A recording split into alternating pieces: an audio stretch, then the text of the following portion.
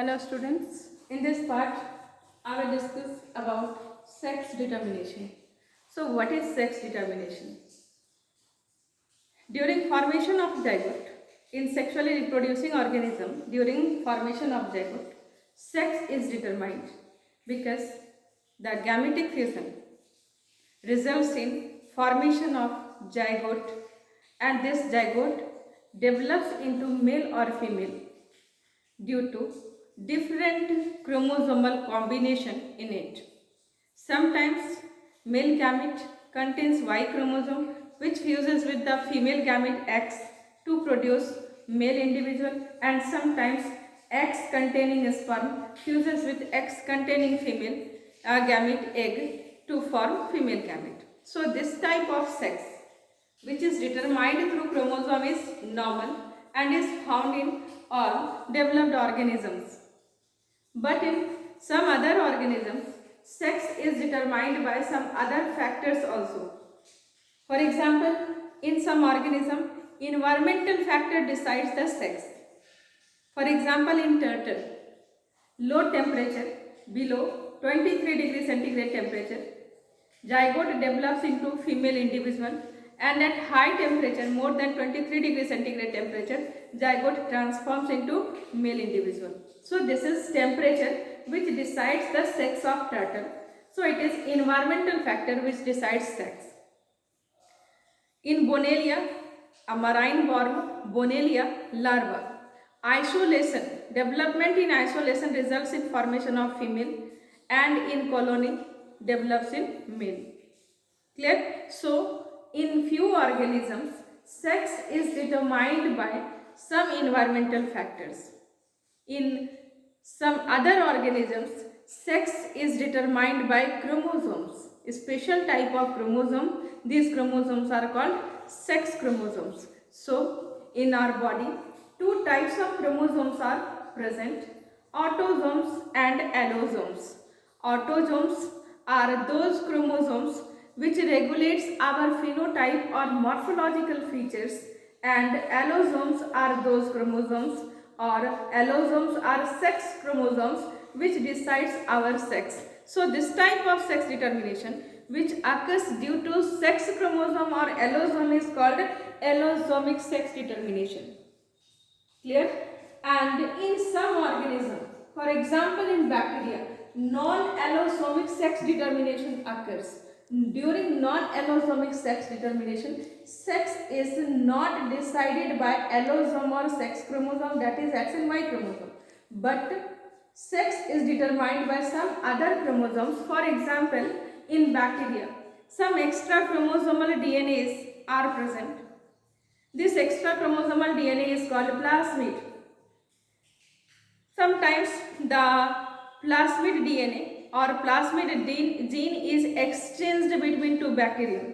The bacteria which contains plasmid replicates its DNA and transfer it to those bacteria which lacks the plasmid. So the bacteria which gives plasmid to the non-plasmid containing bacteria is considered as male bacteria, and the other bacteria which receives the gene is called female bacteria. So this type of sex determination is called non-allosomic sex determination.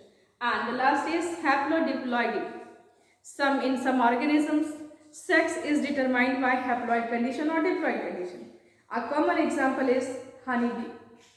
In the colony of honeybee, three types of members are present: queen, worker and drones.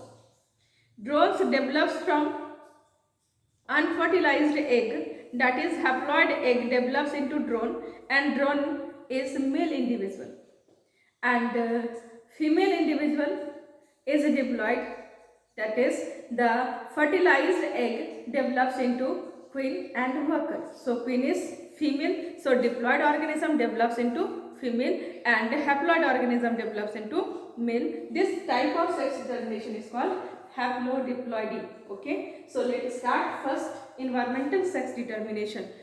Environmental sex determination क्या, तो कुछ organism में environmental factor से sex का determination होता है. लिखेंगे, in some organism sex is determined by, in some organism, sex is determined by environmental factors. Sex is determined by environmental factors. Sex is determined by, sex is determined by environmental factors.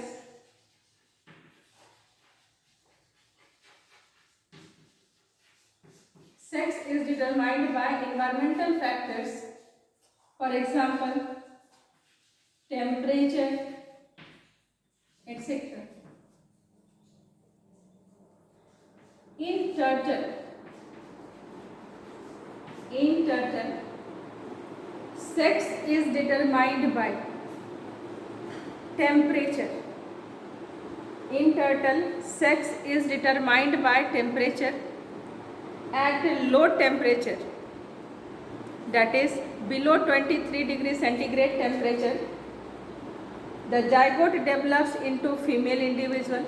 In turtle, low temperature, less than 23 degrees centigrade temperature, the individual develops into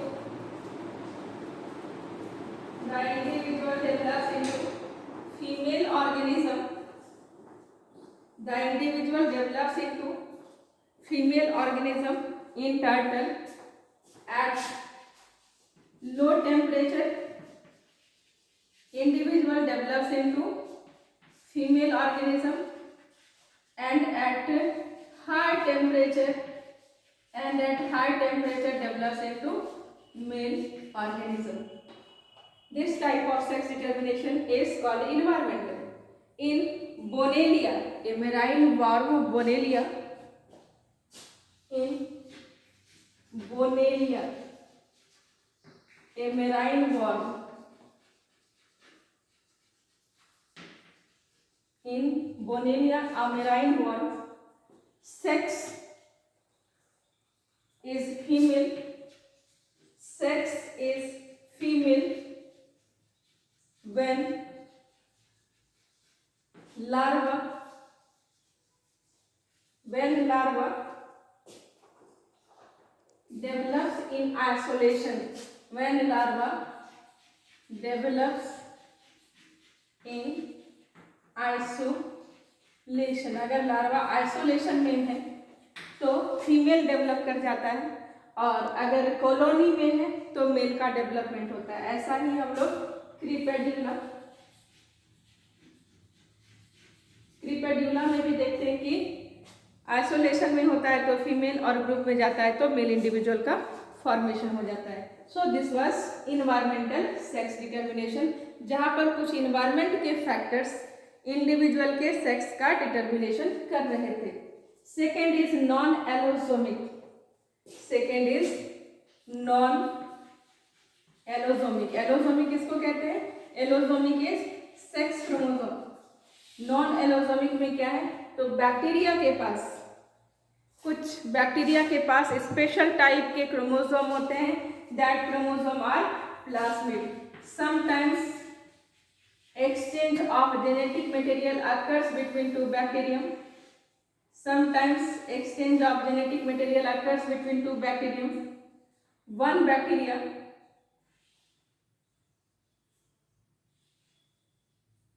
replicates and forms its copy of plasmid, and through the formation of conjugation tube or sex pili, the DNA is passed to the second bacterium, and this DNA enters in that bacterium.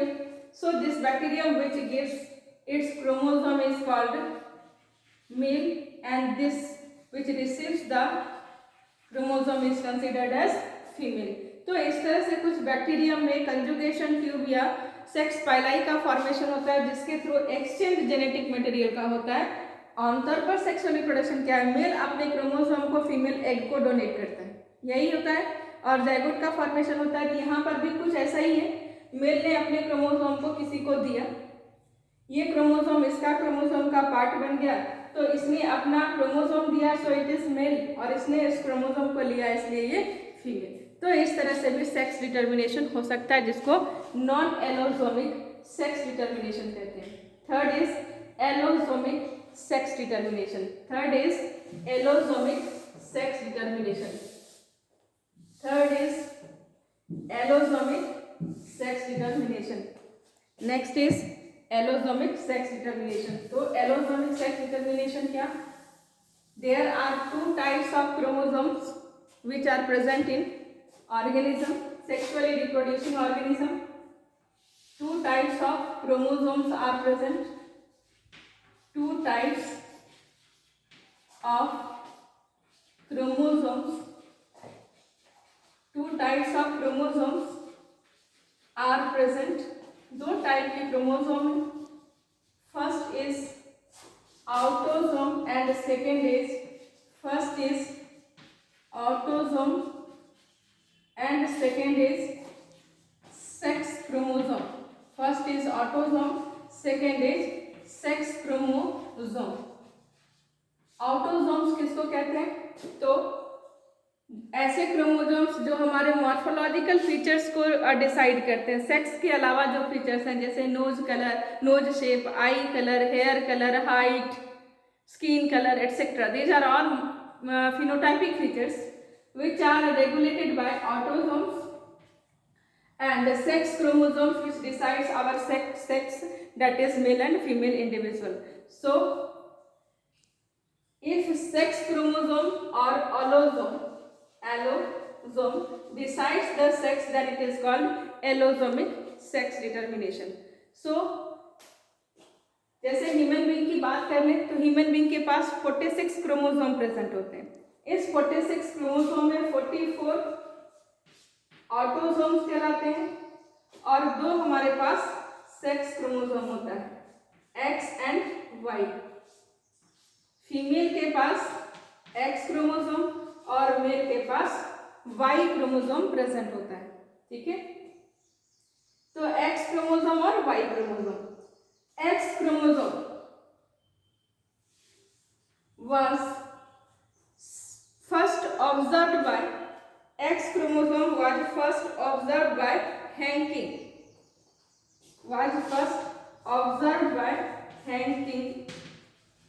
In firefly, and the Y chromosome was first discovered by Stevens. Y chromosome was first discovered by Stevens.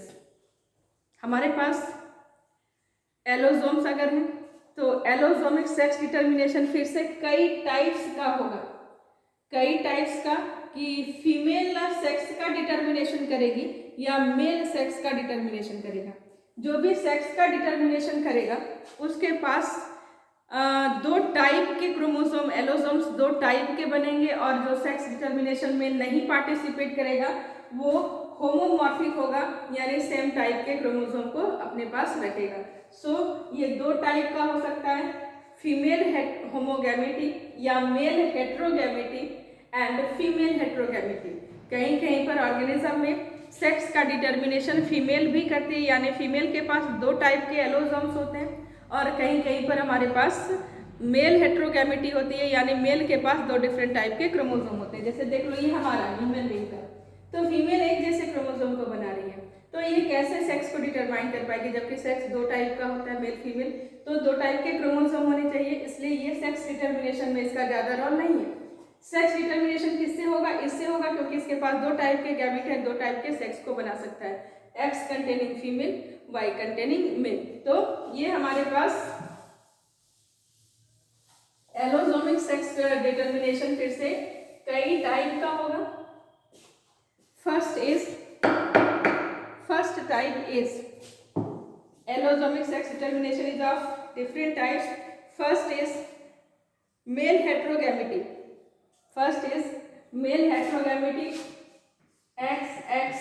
XXXY type. First is male heterogamety XXXY type. Human being में, mammals में, Drosophila melanogaster में, और ये इस type का sex determination हमारे पास मिलेगा किसमें? तो mammals including human being, and Drosophila melanogaster.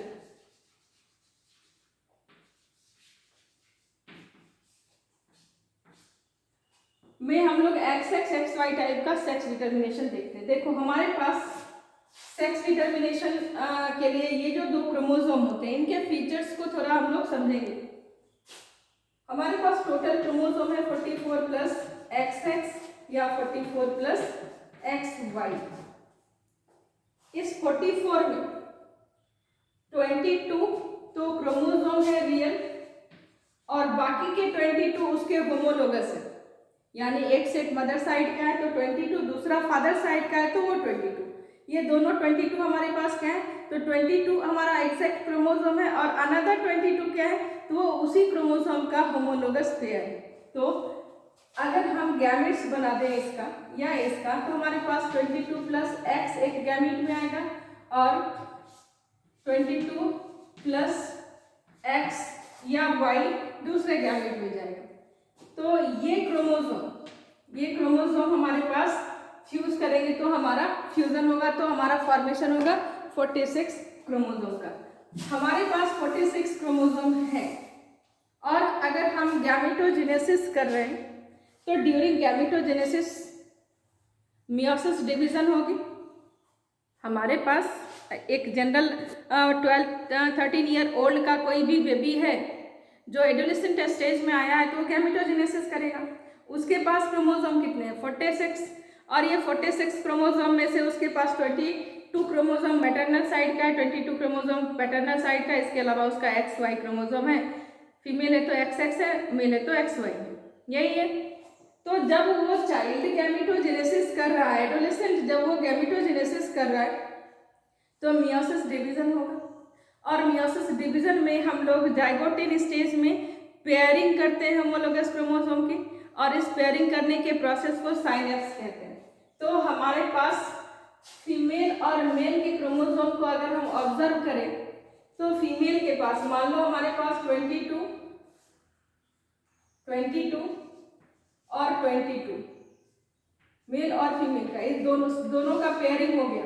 1 के साथ 2 के साथ 3 के साथ पेयर कर लिया, साइनेप्स फॉर्मेशन हो गया। अगर फीमेल है तो उसका एक्स के साथ भी पेयर कर लिया, क्योंकि ये दोनों सेम टाइप के हैं, दोनों का जीन एलील कॉम्बिनेशन सेम है, ये इसको अट्रैक्ट कर लेगा और इस तरह से पेयर बन जाएगा। तो फीमेल में हमारे पास क्या होगा, 22 प्लस 22 पेयरिंग 44, एक्स की पेयरिंग तो 2x यानी XX क्रोमोसोम, ये फीमेल के पास गैमेटोजेनेसिस के दौरान होगा। फिर जब ये सेपरेट होगा तो एक गैमेट में 22 प्लस एक्स जाएगा, दूसरे गैमेट में 22 प्लस एक्स जाएगा, यानी हैप्लॉइड गैमेट्स बनेंगे। ऐसे ही मियोसिस डिवीजन कंप्लीट होगा। तो लेकिन अगर मेल की बात करें, ये तो फीमेल में सिंपल था, अगर मेल की बात करें तो मेल के पास 22 क्रोमोसोम के साथ पेयर किया, लेकिन इसका एक क्रोमोसोम एक्स है और दूसरा क्रोमोसोम वाई है। तो ये दोनों कैसे पेयर करेंगे, क्योंकि इनका जेनेटिक मेकअप तो अलग हो गया। पेयरिंग उन्हीं के बीच होती है जिसके पास सिमिलर फीचर्स के रेगुलेशन के लिए जीन प्रेजेंट होता है। तो इन दोनों के पास सिमिलर फीचर के रेगुलेशन के लिए जीन प्रेजेंट नहीं होंगे, क्योंकि एक एक्स क्रोमोसोम है दूसरा वाई क्रोमोसोम है। फिर तो दिक्कत हो जाएगी, साइनेप्स कैसे होगा। तो साइनेप्स को करने के लिए जब तक साइनेप्स नहीं होगा तब तक हम उसको सेपरेट भी नहीं कर सकते ना। तो उनको सेपरेट करने के लिए हमारे पास क्या करना पड़ेगा, दोनों में से कुछ एलील्स को इन दोनों में हमें कॉमन करना पड़ेगा, तभी ये साइनेप्स करेंगे। तो कुछ एलील्स एक्स क्रोमोसोम पर और कुछ एलील वाई क्रोमोसोम पर कॉमन टाइप का डाला रहेगा, कॉमन टाइप के एलील्स होंगे, जिसके कारण मेल में ये एक्स वाई क्रोमोसोम पेयरिंग कर लेगा, साइनेप्स कर लेगा।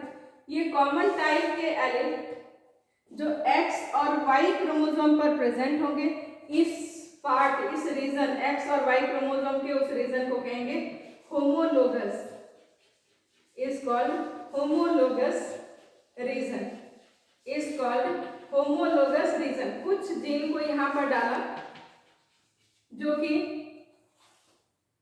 यहाँ एक्स पर भी है वाई पर भी है, जिसके कारण यहाँ पर पेयरिंग हो गई और ये रीजन हमारा होमोलोगस रीजन कहलाया। लेकिन मैक्सिमम वाई क्रोमोसोम पर वो जीन प्रेजेंट नहीं है जो कि एक्स पर, यानी इस वाई क्रोमोसोम का इस एक्स वाई जो होमोलोगस रीजन है इसको एक्स वाई लिंक्ड जीन्स भी कहते हैं। ये एक्स वाई लिंक्ड जीन्स भी कहलाएगा। लेकिन वाई क्रोमोसोम पर बहुत से ऐसे जीन प्रेजेंट हैं जिसकी कॉपी एक्स पर नहीं होगी, यानी उसके एलील्स एक्स पर नहीं होंगे। तो वाई क्रोमोसोम का वो पार्ट जिसका जीन एक्स क्रोमोसोम पर प्रेजेंट नहीं होगा वो रीजन कहलाएगा डिफरेंशियल रीजन। वो पार्ट कहलाएगा डिफरेंशियल रीजन। क्या है differential region? Part of Y chromosome, part of Y chromosome where which does not synapse with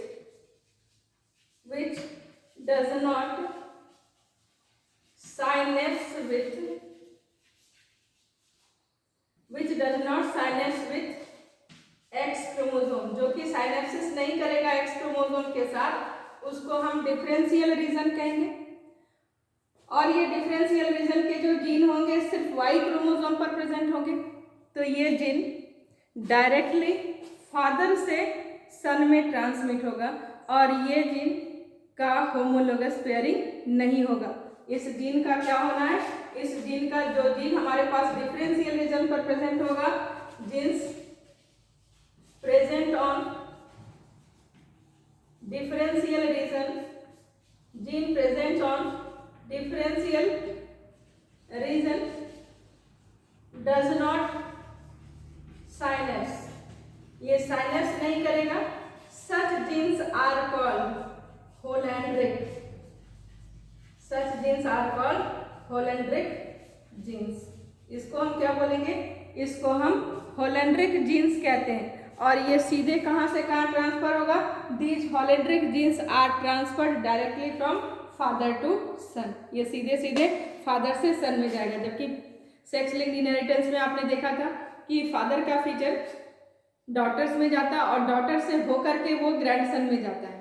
लेकिन यहाँ पर ऐसा नहीं है। जो होलैंड्रिक जीन्स हैं वो फीचर डायरेक्टली किस में जाएंगे? डायरेक्टली फादर टू सन में जाएगा, ना कि ग्रैंडसन में वाया द डॉटर जाएगा। क्लियर हो रहा है ये पार्ट?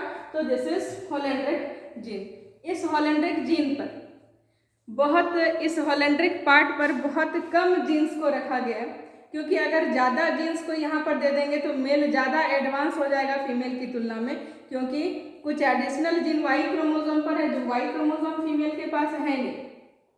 तो इस क्रोमोसोम पर एडिशनल ज़्यादा जीन अगर होंगे तो male will be more advanced than female, इसलिए यहाँ पर कम जीन्स रखे गए। Few genes are present only in this holandric part, और वही जीन्स हैं जो कि मेल की सेक्स को डिटरमाइन करने में इम्पॉर्टेंट रोल को प्ले करते हैं। तो वो सारे जीन्स यहाँ पर डिफरेंशियल रीजन में प्रेजेंट होंगे। हमारे पास जितने क्रोमोसोम हैं सारे क्रोमोसोम पेयर कंडीशन में है। फीमेल में 2 एक्स है, वो भी पेयर कंडीशन में है। तो हमारे पास दोनों क्रोमोसोम एक साथ एक्सप्रेस नहीं होता। पेयर्ड कंडीशन में किसी एक का ही एक्सप्रेशन होता है, दूसरा हमारे पास हेट्रोक्रोमेटिक हो जाता है। और हेट्रोक्रोमेटिक का मतलब होता है ट्रांसक्रिप्शनली इनएक्टिव, यानी ये पार्ट हमारे फीचर को रेगुलेट करने के लिए मैसेंजर आरएनए प्रोटीन की सिंथेसिस में पार्टिसिपेट नहीं करेगा, नॉन फंक्शनल के जैसा बिहेव करेगा, इसलिए ये हेट्रोक्रोमेटिक हो जाता है। तो फीमेल का एक्स क्रोमोसोम हेट्रोक्रोमेटिक हो जाएगा, एक एक्स क्रोमोसोम, क्योंकि एक्स 2 हो जाएंगे एक्स क्रोमोसोम फीमेल के पास, तो फीमेल भी ज़्यादा एडवांस हो जाएगी मेल की तुलना में। मेल को एक ही एक्स देंगे, फीमेल को 2 एक्स देंगे, तो कैरेक्टर का ज़्यादा आप फीचर्स को फीमेल को दे पाएंगे। इसलिए एक क्रोमोसोम, जितने क्रोमोसोम है उसमें से हर एक की एक क्या हो जाती है? हेट्रोक्रोमेटिक हो जाता है मोस्टली, और ट्रांसक्रिप्शनली इनएक्टिव हो जाता है। तो फीमेल में एक एक्स क्रोमोसोम ट्रांसक्रिप्शनली इनएक्टिव है, फीमेल का एक एक्स क्रोमोसोम ही है इसलिए ये एक्टिव है, और वाई क्रोमोसोम पर जो कुछ एडिशनल जीन्स प्रेजेंट होते हैं वो प्रायः सेक्स डिटरमाइनिंग जीन्स ही होते हैं जो कि वाई क्रोमोसोम पर प्रेजेंट होते हैं। जैसे वाई क्रोमोसोम पर प्रेजेंट है SRY जीन,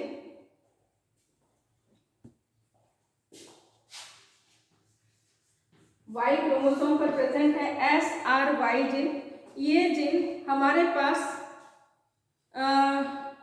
ये SRY जीन हमारे पास मेल में टेस्टिस का डेवलपमेंट करता है, ये टेस्टिस डिटरमाइनिंग फैक्टर को रिलीज करता है और ये SRY जीन के कारण sex determining region present on Y chromosome produces testis determining factor, testis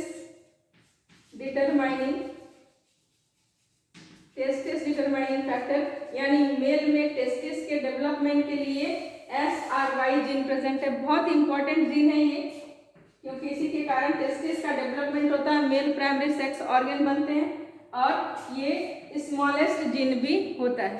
ठीक है।